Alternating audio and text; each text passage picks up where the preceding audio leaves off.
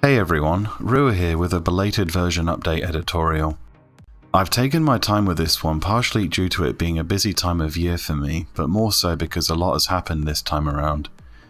It's an update that I hope causes a slight shift in player choices and experimenting with different setups for group content going forward. It was a double bill of an update with two jobs being adjusted, Dark Knight and Paladin. Let's start with Dark Knight, which was the lesser of the two in terms of scope, but it's still worth talking about. Sadly, scythe weapon skills did not get the same treatment as hand-to-hand. They weren't in that bad enough a situation to warrant it. What did happen though is the PDIF caps for Dark Knights using scythes have gone up. I've gone into PDIF enough times on this channel already, so I won't go back into an in-depth discussion about it, but I will give a short notes version. PDIF means physical difference, and is a set of formulas which determine maximum damage. When a player has hit this cap, they cannot increase their damage further by affecting the attack-defense ratio. That's when the damage limit plus trait and equipment with physical damage limit kick in. Dark Knight just so happens to have the highest tier of this trait, and now scythes, which technically are its primary weapons still, have a higher PDIF cap than any other weapon class in the game.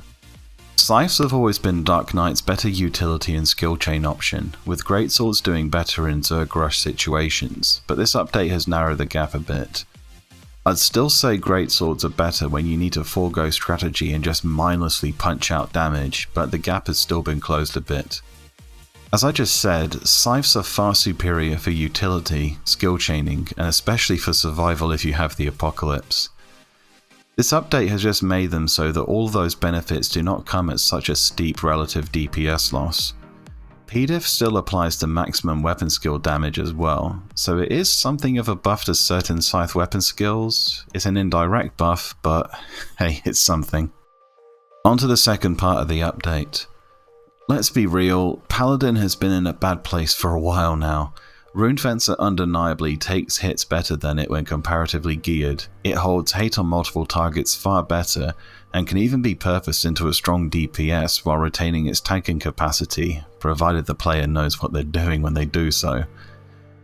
Paladins just lack something to make it a more attractive option, despite arguably being the game's premier tanking class for so long before it was left by the wayside. I think this update has done exactly that. But you need to look between the lines to understand what's happened.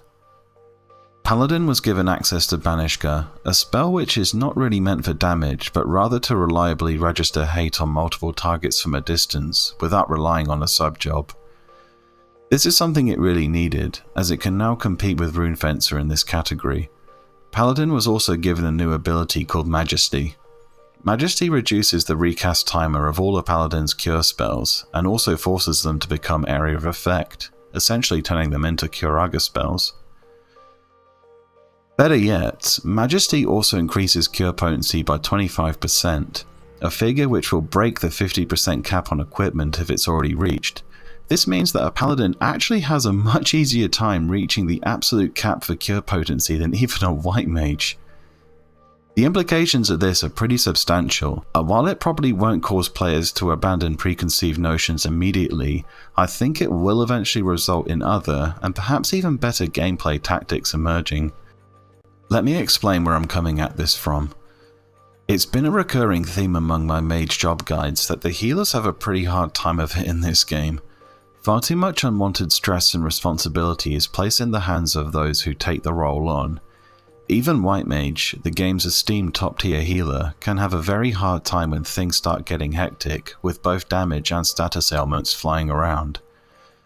Paladin being able to lighten the workload of a White Mage by covering Curaga spells means that its player has far more leeway in removing ailments, without constantly worrying about dangerous area attacks.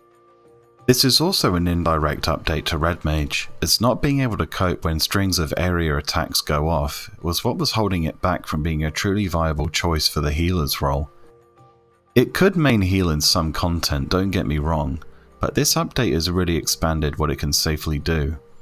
Paladin being able to cover a Red Mage's biggest weakness like this opens up the option of having far better utility and support in that group slot. Enfeebling magic will certainly give the entire group a much easier time, and having Haste 2, Phalanx 2, and the Refresh 3 around opens up a myriad of possibilities. The same thing applies to Scholar. Scholar could always throw out Curaga spells, but it was tied to stratagem timers and also dependent on its player being prepared for them. Scholar is a far more proactive healer than White Mage in this regard, but Paladin being able to cover this aspect means a Scholar can simply use their stratagems on other duties, like using a session with Gnar spells and Erase, without worrying about their resources running out. The two jobs actually complement each other very well now, more on that later. Having such powerful Curaga spells permanently available, provided MP is not being an issue, also means that Majesty serves another function as a hate gain tool. This is because the hate Paladin gets from landing a Majesty Cure on multiple players is multiplied by the number of players cast on. The math you're seeing now comes from Martel on the Auction House forums. I've had a look at it and it really adds up. As you can see, landing a Majesty Cure for over 1000 HP on all 6 party members will generate a massive amount of hate. It comes with a few caveats you need to be aware of though. Firstly, you actually need to cure people for a sizable amount before someone else gets to it, which will be a habit White Mages will likely not kick anytime soon. Secondly, you need to have a sizable amount of Enmity Plus in your cure set, which will take a fair bit of tweaking as you're already gearing for other values. A session Knuckle Veil will certainly resolve some of this problem though.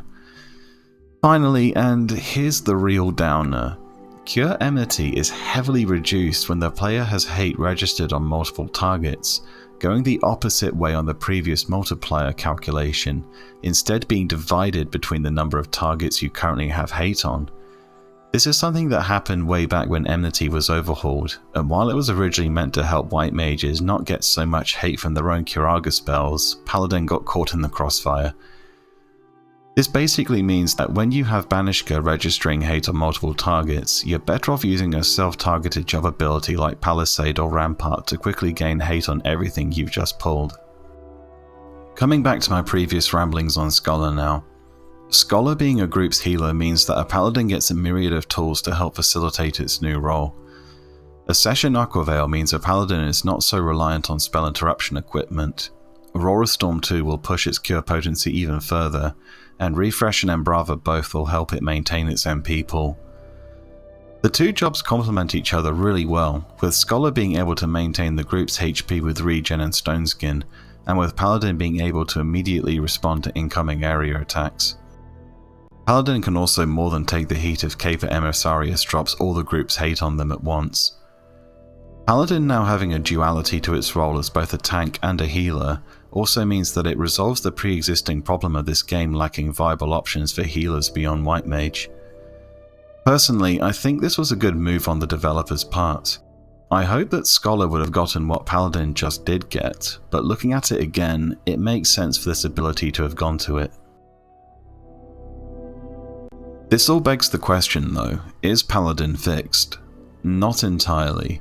It needs a bit more damage output beyond fighting undead to compete with the alternatives. It could use Flash 2 with it being AoE for more solid AoE hate, and it could use a rework on some of its REMA shields.